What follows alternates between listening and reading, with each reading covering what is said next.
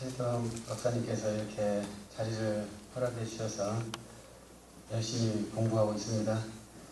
작년 겨울에 시작해가지고 지금 세 번째 걸려서 빠져나가지 못하고 과제를 하고 이번도 이렇게 숙제를 해내라고 상당히 고생하고 2016년은 그래서 상당히 저에게는 그 개혁신학 포럼과 함께 의미 있는 한 해였습니다.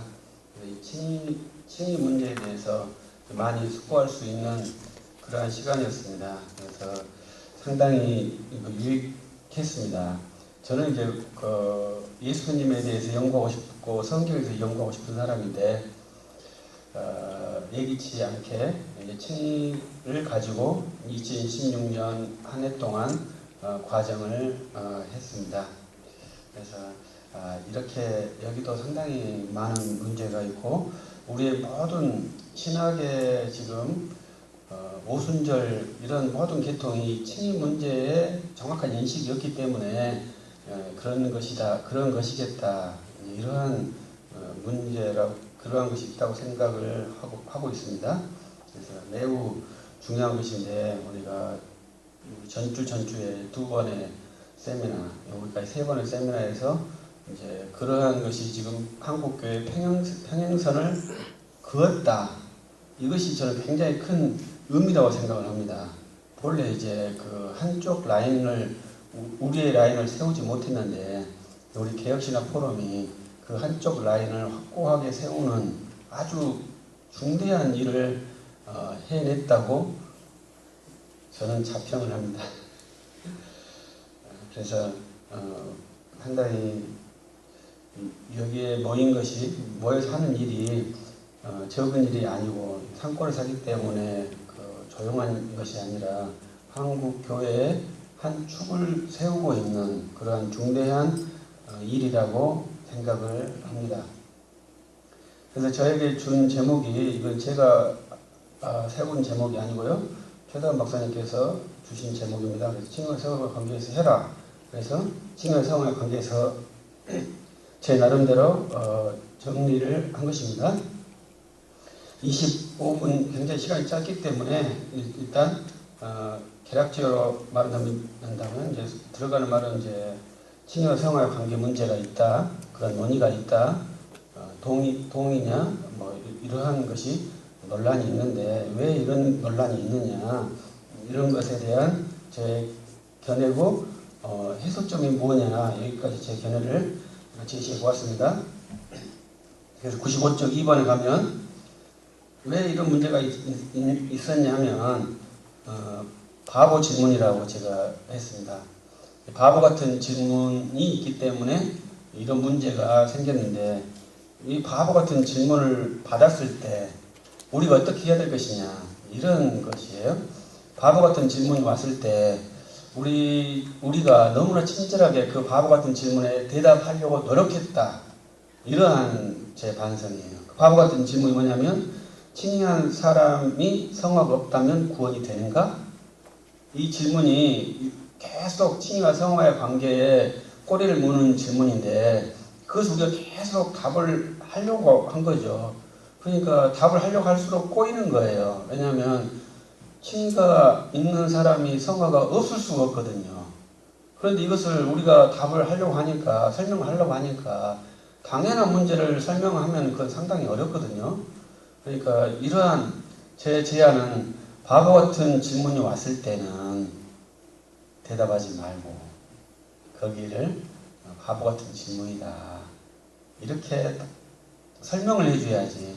거기에 대답을 하려는 그 시도 자체가 잘못됐다. 제 분석이. 그리고 그것을 우리가 이제 근데 또 바보 같은 질문을 하신 분이 저희보다 훨씬 더 유능하신 분이잖아요. 그렇기 때문에 이제 또 오는 충격이죠. 나보다 훨씬 더 유능하신 분이기 때문에 그 유능하신 분이 말씀하시니까 굉장히 큰 의미가 있나 보다. 이렇게 대답을 생각할 수 있지만 사람의 유능함과 이게 구원의 지식의 유능함은 전혀 별개입니다. 저도 이제 김세윤 교수님에 대해서 이렇게 비평을 몇 번 썼는데요. 저는 이제 좀 원곤하게 쓰는 편입니다. 제 후배는 좀 과격하게 썼거든요. 그러니까 이제 비평글이 다시 들어오는 거예요. 너가 비평할 자격이 있느냐, 너가 그분의 신학을 아느냐, 이렇게 비평이 댓글이 들어오더라고요. 그래서 우리는 어떻게 공부를 하냐, 제가 그 생각할 때 나는 이제 카이 발트라는 신학자를 비평하는데, 카이 발트하고 김세윤 교수님의 신학을 비교한다면 카이 발트 훨씬 더 탁월하거든요. 그러니까 카이 발트도 비평하는데 김세윤 교수님은 비평하지 못할까, 이렇게 생각을 합니다. 그래서 애매한 질문이 왔을 때, 바보 같은 질문이 왔을 때 우리가 그것을 너무나 친절하게 답변을 하려고 노력했기 때문에 이러한 그 미로 속으로 들어와서 나오지 못하고 있다, 이렇게 생각을 하고요. 이제 우리 최덕성 박사님이 이제 거기에 대해서는 아주 감명난 논문을 하나 쓰셨어요. 그래가지고 12일 날에 발표를 하셨는데, 그 전에 발표를 하고 또 발표를 하셨는데, 그것은 뭐냐면 트렌트 공회라는 그러한 소스를 우리 한국교회에 소개를 해줬습니다. 그래서 모든 현재의 김세윤 신학이나 세관점 신학이나 이러한 신학의 원류 공통 분모가 트렌트 공회의 문서의 공통 분모를 갖고 있다.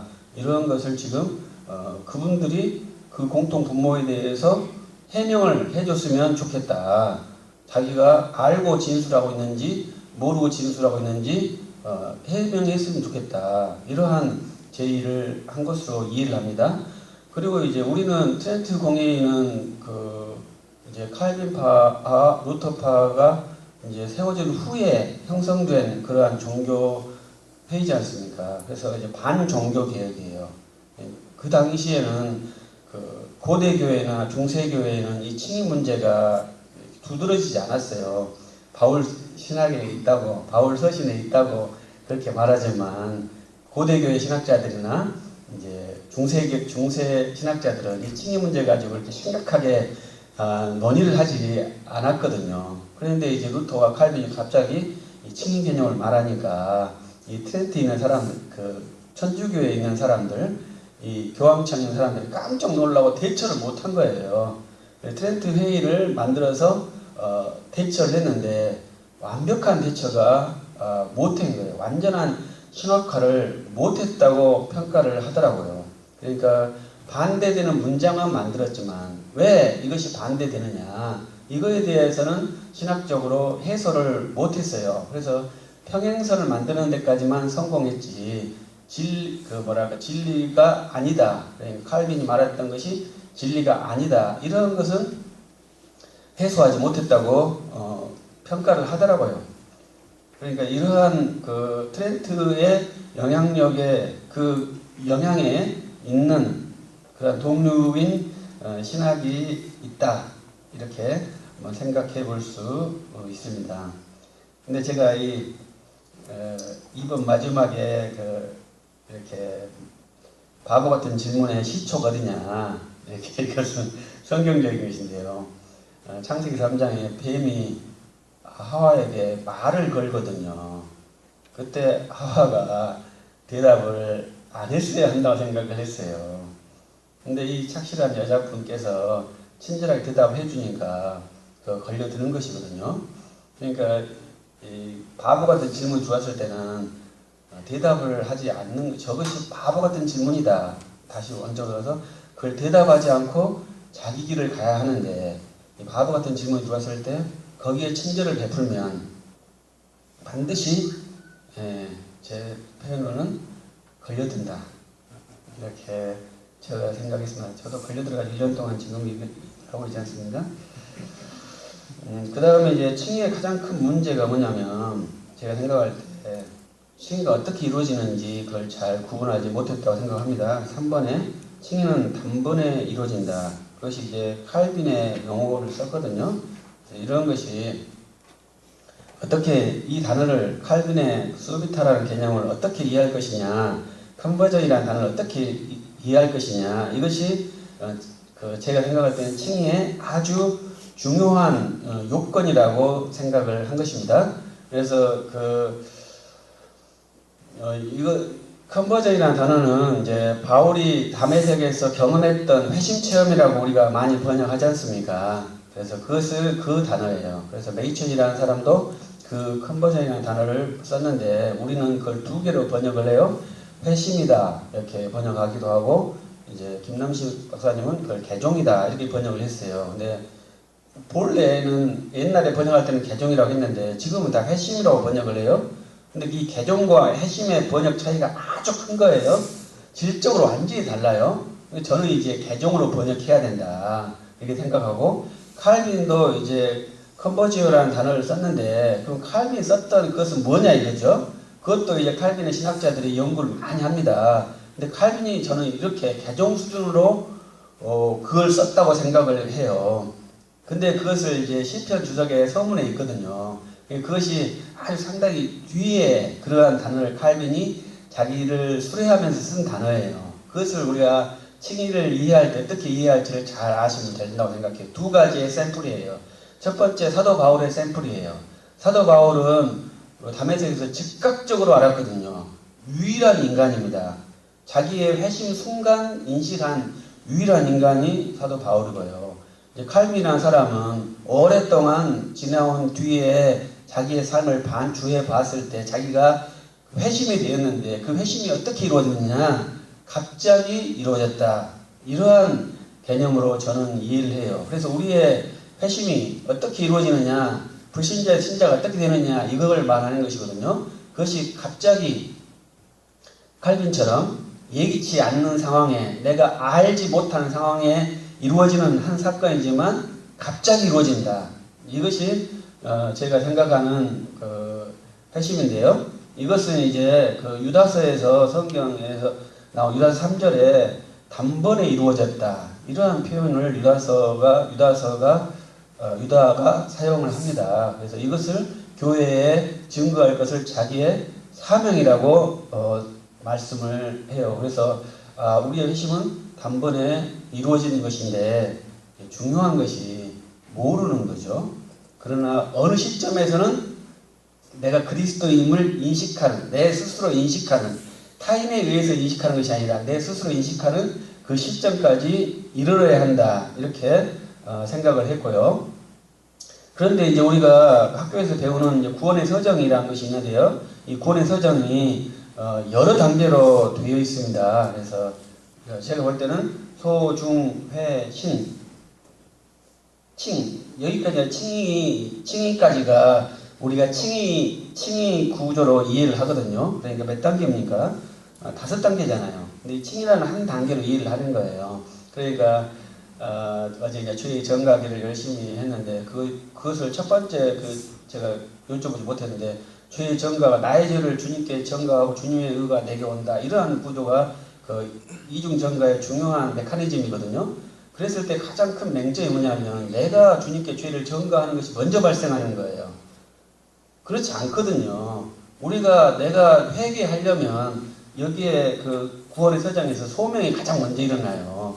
소명이 먼저 일어나고 난 다음에 중생하고 그 다음에 회개를 하는 게 그때서야 내 죄를 전가시키는 일이 발생하는 거예요. 구원의 서장의 메커니즘을 보면 아주 정확해요. 근데 우리가 이것을 여러 개로 분리시켜서 보기 때문에 그러지 이것을 딱 보면은 제일 처음에 우리는 자력구원이 아니다는 것이 우리의 모토 아닙니까? 핵심 모토이기 때문에 내가 어떠한 행위를 못해요. 그것을 하나님께서 먼저 하시는 것이 무엇이냐 했을 때 구원의 서정에서는 우리를 유효적으로 부르시거든요. 그래가지고 우리가 회개할 수 있도록 유도하시는 일까지 하시고 그것을 받으시고 우리를 의롭다 하신다. 이런 것이 이제 구원의 서정이라고 이해를 하는데 이러한 것이 순식간에 이루어지는 거죠. 그리고 이제 아마 칭이 되었을 때, 입양되었을 때는 제 생각에는 인식을 한다고 생각을 해요. 의식적으로. 그리고 이제 또 재밌는 것은 여기는 안 썼습니다만은 우리가 잠재적 신앙이라는 신학 용어가 있습니다. 근데 우리 개혁신학은 잠재적 신앙을 신앙으로 인정하지 않거든요. 루터파는 잠재적 신앙을 인정해요. 천주교도 당연히 인정하고요. 그래서 내가 알지 못하는 그 믿음의 상태를 가 있다고 하는데 그러한 신학 변별도 필요하기도 합니다. 그러나 이제 아주 어린 아이 같은 신앙일 때는 자기 아버지가 누군지 잘 모르거든요. 이럴 때는 잠재적 신앙이 아니에요. 내가 분명하게 아이지만 자기 아버지가 누군지 모를 때는 잠재적 신앙이지만 그 아이가 아닐 때는 잠재적 신앙이라고 볼 수 있습니다. 그 다음에 네 번째는 99쪽에 칭의는 인식과정이 아니고 존재의 변화이다. 이것인데요. 우리가 쭉 보면은 제가 볼 때는 다 믿음을 인식 과정으로 생각하고 인식 작용으로 생각하시는 것 같더라고요. 근데 저는 믿음은 내 존재의 변화라고 생각을 하거든요. 내가 죄인에서 의인으로 된 존재의 변화예요. 그런데 제가 여기 이제 100쪽에 보면 이제 그림을 하나 제가 카피해 놓았는데 이것이 우리가 잘 아는 그림이에요. 근데 이 그림이 저는 속였다고 생각을 해요. 이 그림을 잡는 순간 우리는 인식 과정으로 토의하는 칭의 논리에서 빠져나올 수가 없어요. 이 그림에 오류가 있다고 생각을 해주셔야 되는데 이 그림이 정당하다고 생각하면 절대로 그 믿음이 존재 변화다 이렇게 하지 못하고 인식 과정이라고 생각할 수밖에 없습니다. 제 생각에는. 근데 여기서 가장 큰 그림의 문제점이 뭐냐면 이분은 그 시작을 뭐라고 잡았냐면 부활로 잡은 거예요. 근데 저는 기독교의 시작을 오순절로 잡거든요. 그래서 그리스도께서 초림하시고 오순절까지 이룬 그 사건을 그리스도의 부속 사건으로 생각하고 그 다음에 오순절 때 교회가 시작했다고 생각을 합니다. 사도행전 2장 때. 그런데 이 그림에는 그리스도의 부활에서 시작하거든요. 이게 아주 교묘하다고 생각을 합니다. 이런 그림은. 그러니까 이미 그러나 아직 아니라는 이 그림이, 이 문구가 저는 정당하지 않다고 생각을 하거든요. 이 정당하지 않는 문구에 우리가 정당하다고 생각하고 내 논리를 거기다 붙이는 순간 우리의 의도했던 목적지는 이룰 수가 없어요. 우리는 그리스도의 복음을 증거하고 싶고 교회에 유익을 끼치고 싶고 이러한 것이 저의 목적인데 이 도식은 그리스도의 복음을 증거하려는 의도도 없고 교회에 유익을 끼치는 의도도 없다고 저는 생각을 해요. 그러니까 이러한 구도를 정당하다고 받아들이는 것이 바람직하지 못했다고 생각하고요. 여기에 중요한 단어가 이제 얘기라는 단어, 그다음 선취라는 단어인데 이 마지막에 파루시아 때 이루어지는 그 종말 때 칭의가 이루어진다는 구도거든요. 그래서 이제 부활 때에 거기가 이제 그 시작점이에요. 그 안에 있는 모든 사람들은 종말에 이루어질 칭의를 근거로 칭의를 받는 예기된 구조예요. 미루어 받는 예기 구조라 이 말이죠. 선취 구조라고 똑같은 이렇게 단어를 쓰는데 이런 형태예요. 그러니까 현재 칭의가 있다? 없는 거예요. 선취에 의해서 받는 칭의예요. 그래서 그 김세윤이나 서간점이나 트렌트 공연의 공통점이 그 세례 중생론이거든요. 세례 때 시작한다고 그래요. 그러니까 그것은 이제 나는 언제 그리스도인이 되었는가 이러한 것이죠. 그것이 중요한데 세례 받을 때 내가 그리스도인이었는가? 분명히 우리 원리는 세례 받기 전에 그리스도인이거든요.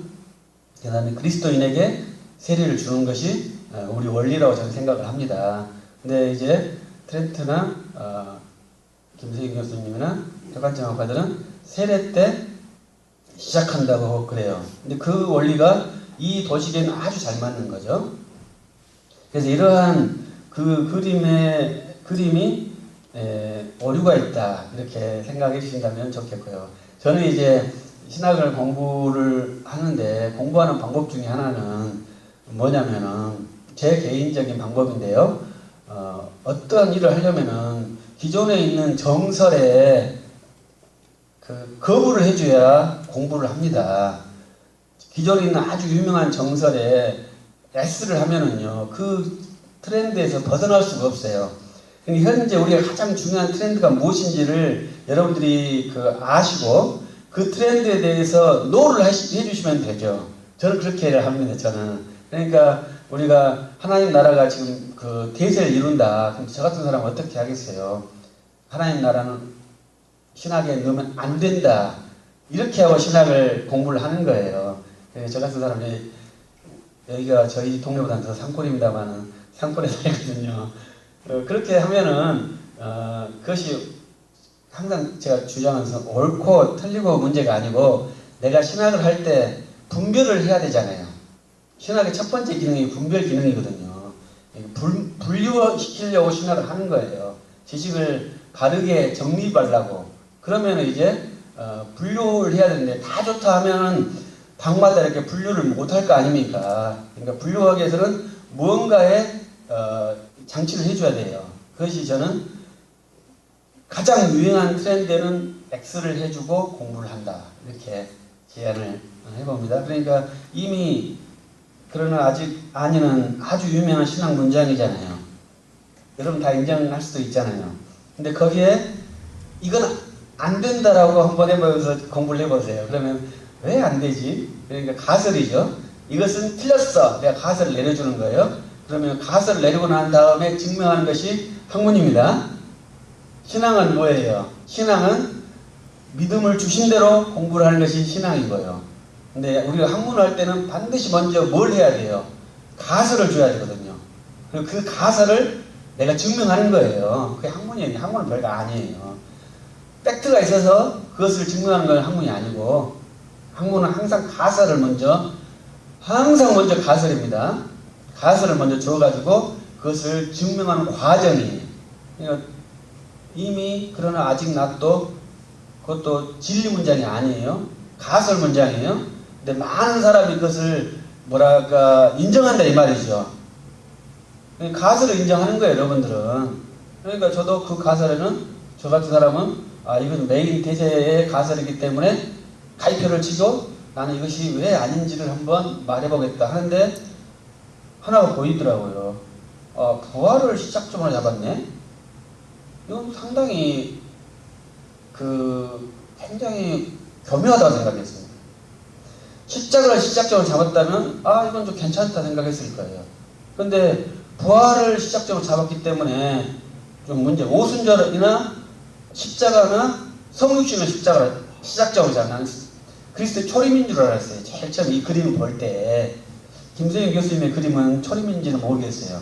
근데 이 그림은 부활이더라고요. 인터넷에서 제가 다운받았는데 이러한 훈련입니다.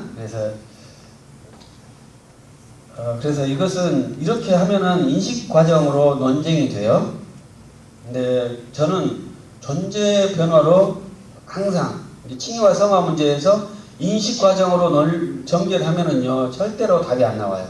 그러나 존재의 변화를 어떻게 할 것이냐 이렇게 논의한다면 우리가 훨씬 그리스도인으로서 저는 그리스도를 생각하기 때문에 그리스도의 체질에 맞을 거라 생각을 해요. 근데 우리가 어제도 토론한 것은 제 분석으로는 인식 훈련이었다고 생각합니다. 존재 훈련이 존재를 어떻게 바꿀 것이냐 이러한 훈련은 아니었다고 생각을 합니다. 그러한 것이 우리에게 익숙하지 않아요. 그것은 좀 저급하다고 생각할 수도 있습니다.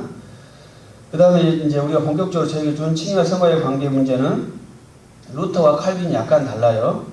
이제 이신칭에서는 루터와 칼빈이 동일합니다.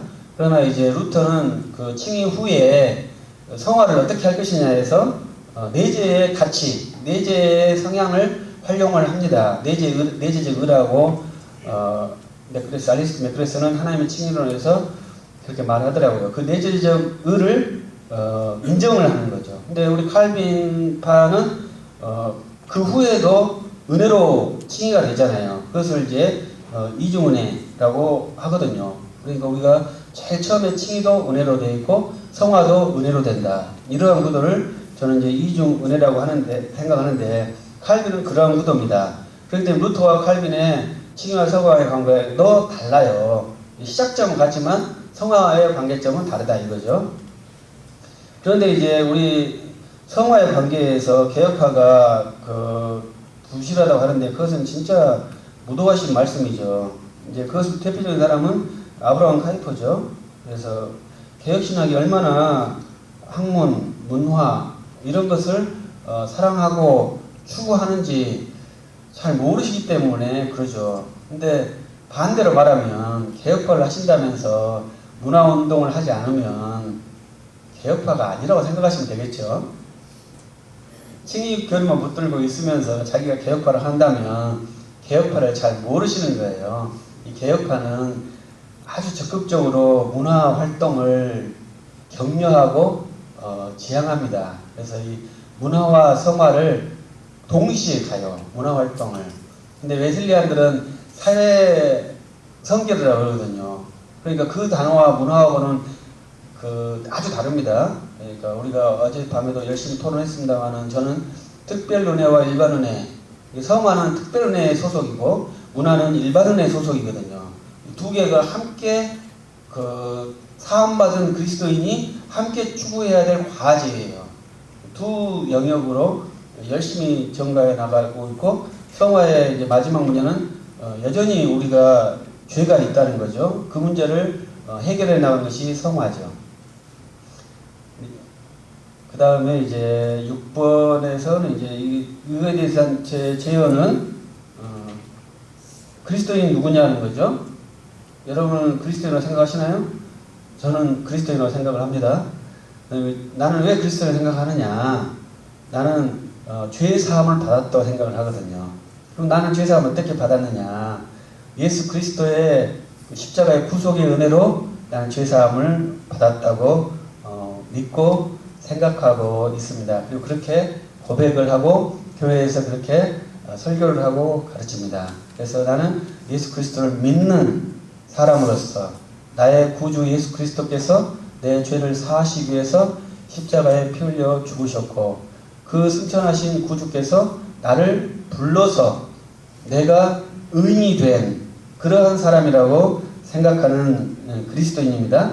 이러한 자기 신자의 제가 이렇게 표현한 것이 구원의 서정이거든요.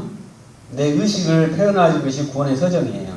신학화된 구원의 서정인데 이렇게 저는 이렇게 그리스도를 생각하고 어떠한 예수를 믿냐면 내 죄를 사하신 예수를 믿고요. 나의 이름을 불러주신 예수님을 믿고요. 또 나를 지금도 다스리시고 나를 위해서 중보해 주시고 나를 통치하시고 인도하시는 그 주, 만유의 주, 나의 주 예수 그리스도를 저는 믿으면서 그분께 감사하고 그분을 찬양합니다. 그래서 칭의와 성화의 문제는요, 이렇게 논쟁의 사안이 아니에요. 우리가 원래 교회에서 논쟁은요, 고대교회 때는 예수 그리스도의 그 인격과 사역에 대해서 논의를 했습니다. 그런데 이제 후대 16세기 와서부터 이제 이 칭의와 성화 관계를 논쟁을 하는데 이러한 논쟁에서 가장 문제점이 뭐냐면 의식 구조로 해서 이 논쟁에서는 그리스도의 그 존재에 대한 토론이 사라져 버렸어요. 그러니까 저는 그것이 매우 아쉽더라고요. 고대 교회의 교리 논쟁을 보면은요, 예수님이 참 하나님이시냐, 유사 하나님이시냐, 이러한 논쟁을 하거든요. 그러니까 논쟁에서도 예수의 이름이 절대로 빠져나가지 못해요. 그런데 이 칭의와 성화의 논쟁에서 가장 큰 문제점은 예수의 이름이 절대 등장하지 않아. 열심히 싸움하면 할수록 예수 이름이 교회에 사라져버려. 교회에서 가장 중요해야 할 것은 예수 이름이 막 등장해야 되거든요. 근데 옛날에 이단 논쟁에서는 어찌 되었든지 예수 이름이 마구마구 올라왔다 이 말이죠. 근데 지금은 칭의와 성화의 논쟁에서 예수 이름이 없는 것이 저는 가장 마음이 아프고 그 이유는 뭐냐 말씀했듯이 이것은 존재의 문제를 토론한 게 아니고 그 성향의 문제, 의식의 문제를 계속 토론하고 있기 때문에 예수 이름이 나타나지 않는 그런 아주 무서운 함정이 있다고 저는 생각합니다. 그래서 저는 이제 성화의 마지막 문장을 어떻게 표현했냐면, 성화는 모든 그리스도인은, 성화가 되는 모든 그리스도인은 그리스도인의 편지입니다. 이게 성화고요. 그 다음에 그러면 우리 새로운 그리스도의 편지가 된 사람은 이제 그렇게 편지가 될 사람을 구하며 찾으며 두드려야 한다. 그러니까 복음 전도를 해야 한다. 복음 전도를 해야 할 그리스도인이 칭의와 성화의 그 토론에 있어서 너무 멈춰 있으면 안 되고, 또 믿음의 퇴보가 있어서 안 되고, 우리는 그리스도를 믿음에 정진을 해야 되고, 또 불신자를 찾아서 그 나와 같이 불신자의 신자가 될 그러한 불신자를 찾아서 열심히 구하고 찾으면서 두드리면서 앞으로 나아가야 한다. 그래야 이 칭의와 성화의 문제가 그 목적으로는 유효하지만 칭의와 성화의 관계 자체 토론에는 우리가 함정에 들어가는 것이다. 이것이 제 마지막 결론이고, 복음을 전도하는 것까지 가도록 우리가 신학화하는 것이 아주 중요한 과정이라고 생각을 했습니다. 이상으로 마치도록 하겠습니다. 종합토론 시간이라고 해서 다 같이 올라와서 얘기하는 줄 알았는데, 그래서 더 자세한 내용을 이렇게 굉장히 줄여가지고 이렇게 가져왔거든요. 사모님도 계실 것 같아가지고 이해하기가 좀 난해한 부분 다 빼고 한 줄로만 이렇게 준비를 해왔습니다. 제가 말씀드릴 내용은 한국 교회에 일어난 이 칭의론 논쟁의 그 선두주자라고 할 수 있는 김세윤 교수님이 가지고 계신 그 칭의론을 간략하게 정리를 해보고, 그리고 또 어떻게 평가를 내릴 수 있는지를 잠시 말씀을 드리도록 하겠습니다. 11월과 12월 들어서 이 한국 교회 안에서 칭의론에 대한 세미나가 무려 2달 사이에 우리 이제 개혁신학 포럼까지 하면 5번 이루어졌습니다. 11월 초부터 시작해가지고 평촌에 있는 열린교회에서 이제 세관점을 이제 평가하는 세미나가 있었고요. 그 다음에 이제 12월 초에는 김세윤 교수를 초청해서 미래교회 포럼에서 세미나가 있었고, 그리고 그 다음 주에는 리포르만다에서 칭의론과 관련된 세미나가 있었고, 그리고 그 다음 주에 지금 저희 개혁신학 포럼에서 칭의론과 관련된 이제 세미나를 이제 하고 있는 것입니다. 이렇게 한국교회에서 이 칭의론에 대한 논의가 활발하게 일어나고 있는데, 그 이유는 2013년도에 김세윤 교수께서 출판하신 성화와 칭의라는 책이 시발점이 된 것입니다. 그래서 이 칭의론에 대한 논의가 왜 한국에서 이렇게 일어났는가, 활발하게 일어났는가라는 그 원인을 이제 알려면 김세윤 교수님께서 어떤 그 칭의론을 가지고 계신지를 우리가 정리를 해본다면, 우리 사모님들도 이 한국 교계의 흐름을 꽉 잡을 수가 있게 되는 겁니다. 김세윤 교수님의 칭의론은 2가지로 말씀드릴 수 있는데, 하나는 통합적 칭의론이다.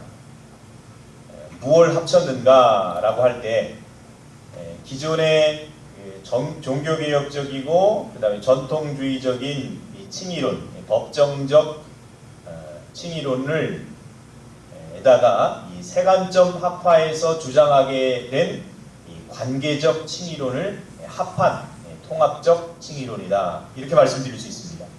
이 관계적 칭의론이란 뭔가 쌍방간에 주어진 의무와 그리고 도리를 잘 유지해 나가는 것이 의가 인정된다, 이런 걸로 보는 것이죠.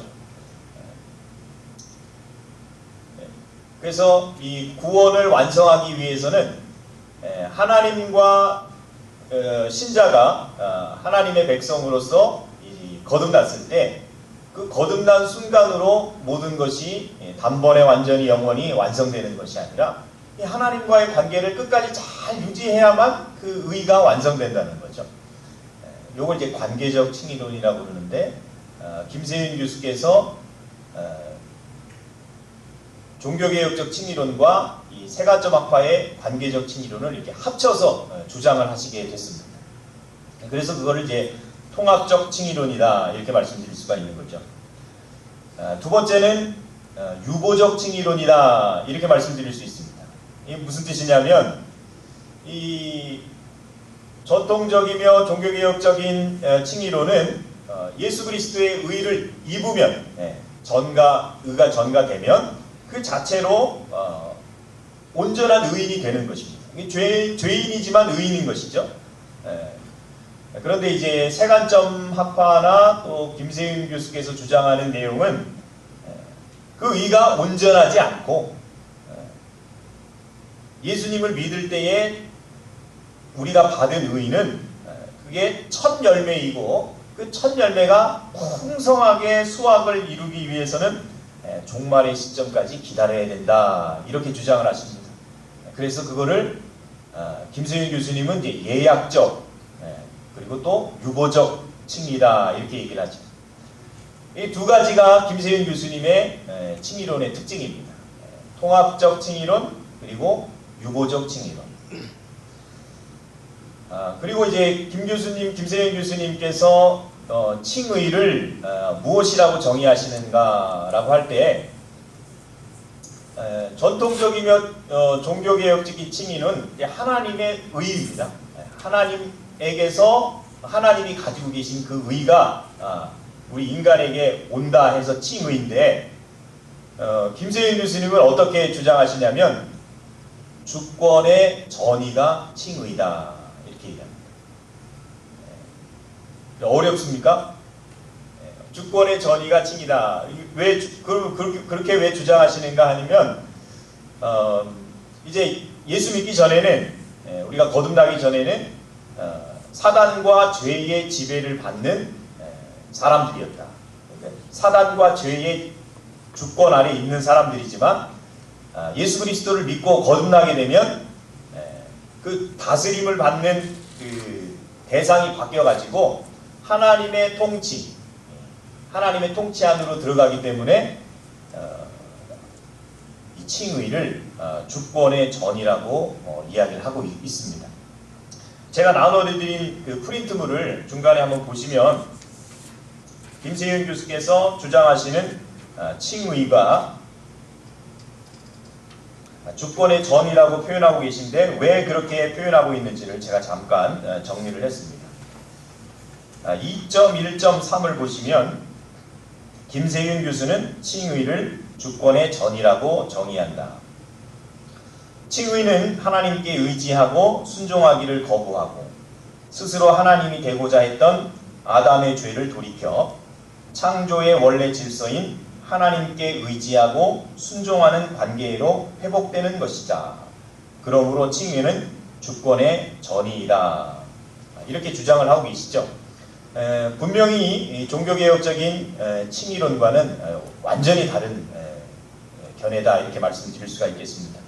그러면 김 교수께서 왜 그렇게 주장하시는가라고 할 때 그 이유에 대해서 김 교수님은 예수님이 선포했던 하나님 나라의 복음, 예수님이 이 메시지를 전하셨는데 그 메시지의 핵심은 다른 것이 아니라 하나님의 나라다. 이렇게 보는 것이에요. 그러면 예수님이 돌아가신 다음에 제자들은 무엇을 선포하며 전도하며 다녔는가? 무슨 내용을 말하면서 다녔는가라고 했을 때 예수님의 십자가와 죽음을 통해서 예수님이 선포하신 하나님 나라에 대한 복음이 이렇게 새롭게 깨달아졌다는 거예요. 예수님의 제자들도 예수님이 전하신 하나님 나라에 대한 복음을 자기가 깨닫고 전도하기 시작했다. 그 내용을 선포하기 시작했다. 이렇게 봅니다. 그러면 사도 바울은 어떤가? 라고 할 때 이 김세윤 교수님은 이 소위 이제 고등비평이나 그다음 종교사학파가 주장한 종교사학파에서 이 관점을 내세우고 있는 이 바울의 복음과 그다음에 예수님과 예수님의 제자들의 복음이 서로 다르다는 견해, 서로 상반된다는 그 견해에 대해서 그렇지 않다. 김세희 교수님은 그렇지 않다. 예수님의 메시지나 그다음에 제자들의 메시지나 그리고 사도 바울의 메시지도 일맥상통한다 이렇게 주장합니다. 그렇게 되면 사도 바울이 전했던 메시지의 핵심도 뭐가 되는 것인가요? 하나님 나라에 대한 것이 되는 거죠. 이런 관점으로 바울 서신을 이해하기 때문에 이 김세윤 교수가 칭의를 주권의 전이라고 주장을 하는 것입니다.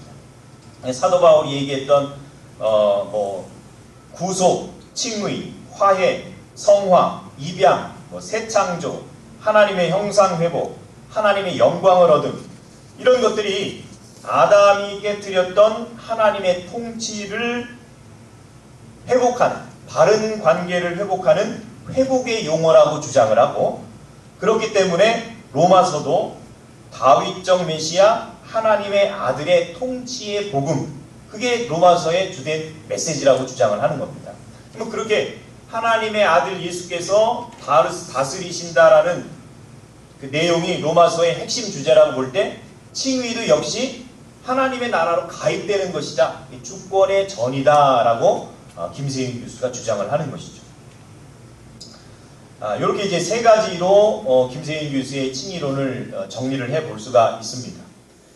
그러면 이러한 칭의론에 대해서 김 교수님의 칭의론을 우리가 어떻게 평가해 볼 수 있느냐라고 할 때 지난 한 주간 전에 리포르만다에서 열린 세미나에 최덕성 교수께서 발표하신 내용이 김세윤 교수의 칭의론을 평가하는 가장 좋은 내용이라고 생각합니다. 그럼 김세윤 교수님은 이 칭의론이 뭐냐라고 할 때 최덕성 교수께서 한마디로 요약을 했습니다. 1547년 트렌트 종교회의에서 이루어진 칭의론의 아류다. 그걸 그대로 본인이 의도해서 그렇게 한 것은 아니지만 그 트렌트 공의회에서 카톨릭에서 주장한 칭의론을 자신이 그대로 담아내고 있다. 이렇게 이제 평가를 한 것이죠. 트렌트 공의회에서 주장하는 칭의론의 특징이 몇 가지가 있는데, 첫 번째는 구원이 칭의가 탈락될 수 있다, 취소될 수 있다라는 내용이에요. 그 이제 1페이지 맨 아래쪽에 보시면 트렌트 종교회의에서 규정된 칭의론은 칭의와 구원을 탈락 가능성 있는 것을 본다. 두 번째, 칭의의 종말론적인 유보를 말한다. 세 번째, 행함 있는 믿음으로서의 구원의 완성을 언급한다. 네 번째, 칭의와 성화를 동일시한다. 다섯 번째, 계명 준수 또는 윤리적 실천을 통한 칭의의 완성을 주장한다. 이게 트렌트 종교회의의 칭의론의 특징인데, 안타깝게도 김세윤 교수의 칭의론에도 이 내용이 고스란히 나타나고 있습니다. 그래서 김세윤 교수님의 칭의론을 평가할 때 그거는 엄밀하게 얘기한다면 복음주의적인 칭의론도 아니고 카톨릭주의적이다, 카톨릭적인 것이다, 이렇게 평가를 내릴 수가 있는 것이죠. 결론을 이제 말씀을 드리겠습니다. 결론은 어떤 것이냐? 김세윤 교수의 칭의론은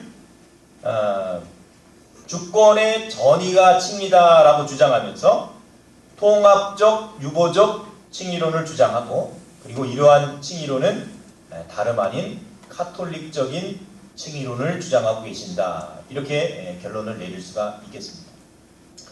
여기 페이퍼에는 이제 제가 담지 않았는데 더 준비한 내용이 이제 몇 가지가 있는데, 그 중에 한 가지를 더 말씀드린다면, 김 교수님이 이제 로마서의 이 메인 메시지가 다윗적 메시아 하나님의 아들의 통치의 복음이다, 이렇게 주장을 하시는데, 이건 올바르지 못한 견해입니다. 왜 그러냐면 독일 신학자이죠. 그래서 보수주의 쪽에서는 이 사람 책을 잘 인용하지 않지만 퀸멜이라는 사람이 있습니다. 이 사람이 쓴 신약 정경개론이라는 책이 있는데, 이 사람은 튜빙겐 대학교의 출신이에요. 근데 이 사람이 로마서의 기록 목적을 어떻게 설명하고 있느냐? 사도 바울이 로마에 있는 교회에 로마서를 쓸 때 그가 가지고 있는 생각은 로마로 가서 로마의 교회의 도움을 받아서 스페인까지 선교하고 싶어하는 뜻을 가지고 로마서를 기록한 것이다. 그 견해가 맞습니다. 로마서 15장 28절 보게 되면 너희가 보내줌을 받으면 내가 스페인까지 나아가겠다 이런 표현을 하고 있어요. 사도 바울은 로마 교회와 친분과 관계가 없었습니다. 그러면 자기가 지금 고린도에서 이제 예루살렘으로 올라가고 그리고 예루살렘에서 헌금을 전달한 다음에 사도 바울의 마음속에는 어떤 그림을 가지고 있냐면 로마 교회를 방문하고 그리고 로마 교회에서 로마 교회 성도들로부터 선교 헌금을 받아서 혹은 뭐 다른 지원을 받아서 스페인까지 가서 전도를 하고 싶어하는 마음을 가지고 있어요. 여러분이 만약에 사도 바울이라면 로마 교회에 어떤 내용을 편지를 쓰겠습니까? 로마 교회를 한 번도 가보지도 못했고 그리고 그냥 귀로만 전해 듣는 소리로만 알고 있는 이 로마 교회예요. 거기에 이 편지를 쓰는데 주된 목적은 첫 번째, 자기가 어떤 사람이라는 것을 알리고 싶어 하는 것이죠. 내가 이런 사람이다. 내가 이런 사도다. 이런 내용을 알리고 싶어 한다는 것. 두 번째는 뭐겠습니까? 자기가 무슨 내용을 믿고 말하는지를 말하고자 하는 것이죠. 그래서 이제 퀼멜이라는 사람은 로마서를 기록한 사도 바울의 목적이 자신이 어떻게 사도가 됐고 어떤 사도이며 그리고 자기가 선포하는 복음의 내용이 무엇인지를 말하고자 위해서 로마서를 기록했다. 그게 로마서의 기록 목적이다. 이렇게 보는 겁니다. 그 견해를 미국의 플러신 학교에서 지금은 이제 은퇴하신 분이지만 랄프 마틴이라는 사람이 똑같이 받아들입니다. 그래서 이 로마서는 기독교의 기본 진리 그리고 신자가 어떻게 하나님을 믿어서 구원받는가 기본 교리에 대해서 설명하는 신학적 체계 혹은 신학적 교리 가르침이다. 이렇게 주장을 하죠. 그렇게 볼 때 이 김세윤 교수가 주장하는 것처럼 로마서의 핵심 내용이 하나님의 아들의 통치의 복음이다. 이렇게 볼 수가 없고 기독교의 기본 진리 그리고 신학적 교리 가르침 이렇게 우리가 볼 수가 있게 되는 겁니다. 그렇게 되면 칭의를 하나님의 통치의 주권의 전이 이렇게 주장하는 것은 타당하지 못하다. 이런 결론을 우리가 내려볼 수가 있겠습니다. 네, 이상으로 제 칭의론에 대한 소고를 마치도록 하겠습니다.